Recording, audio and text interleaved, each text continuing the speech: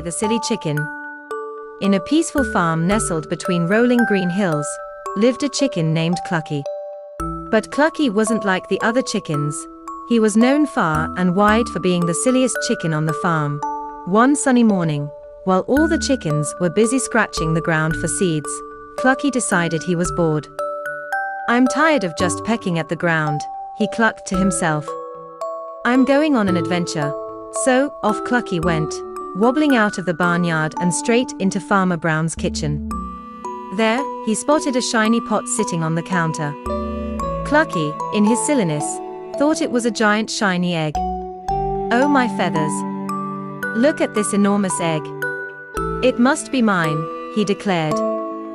Flapping his wings with excitement, he hopped onto the counter, but as he tried to sit on the egg, the pot wobbled and fell to the floor with a clang. Startled, Clucky let out a loud balk and flew around the kitchen, knocking over everything in his path: flour, sugar, and even a jar of pickles. Before long, the kitchen looked like a tornado had blown through it.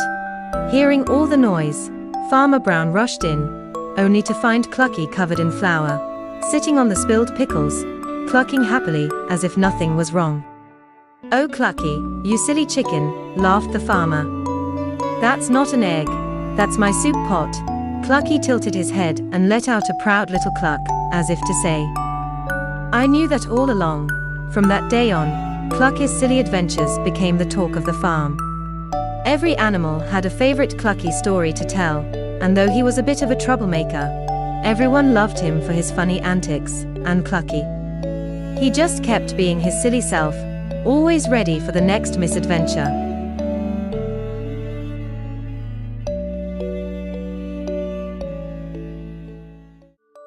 Pedro and The Kapre.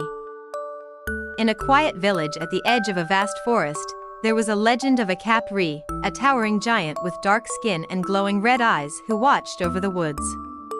The villagers told stories of how the Kapre would sit on a large ancient tree, smoking a thick cigar that filled the night air with a strange, sweet scent.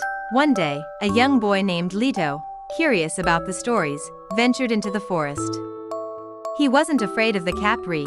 He believed that the giant was misunderstood. As he wandered deeper, the trees seemed to whisper, and the air grew thick with the scent of tobacco. Pedro soon found himself before the ancient tree where the Kapre was said to live. There, in the shadows, he saw a huge figure sitting on a branch, its eyes glowing softly. But instead of running away, Pedro called out, "Are you the Kapre of the woods?" The giant looked down at him, surprised by the boy's courage. "Yes," the Kapre rumbled in a deep voice. "Why have you come here, child?" "I wanted to see if you were real," Pedro replied, "and to ask why you scare the people of the village." The Kapre sighed, a cloud of smoke rising into the air. "I do not mean to scare them. I protect this forest and its creatures. Long ago, people respected the woods, but now they take more than they give. They are afraid because they no longer understand the balance of nature." Pedro nodded, understanding. "Maybe they need to hear your story, too." The Kapre smiled, a warm glow in his eyes. "Perhaps.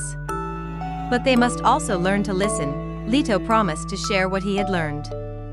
When he returned to the village, he told everyone that the Kapre was not a monster but a guardian of the forest.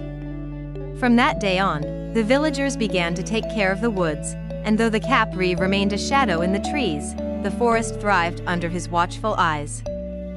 And so, the legend of the Kapre continued, not as a tale of fear, but of respect for the woods and the giant who called it home.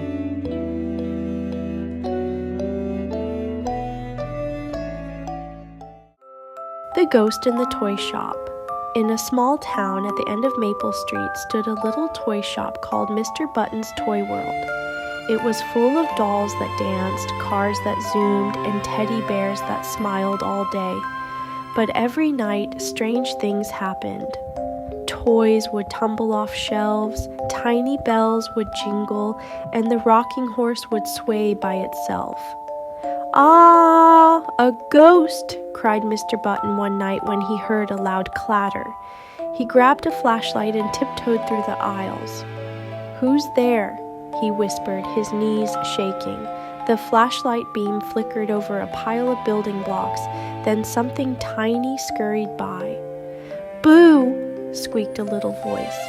Mr. Button jumped back, but when he looked closer, it wasn't a ghost at all. It was a small gray mouse wearing a piece of white tissue like a ghost costume. "Oh my, you're the ghost?" laughed Mr. Button.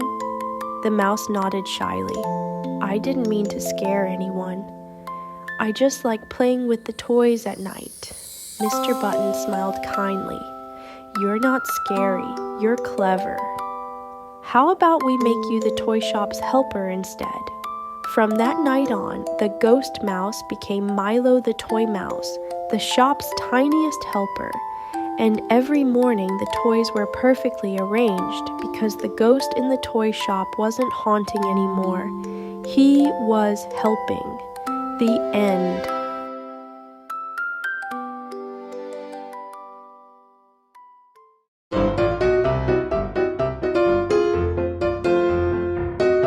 TVKiDo.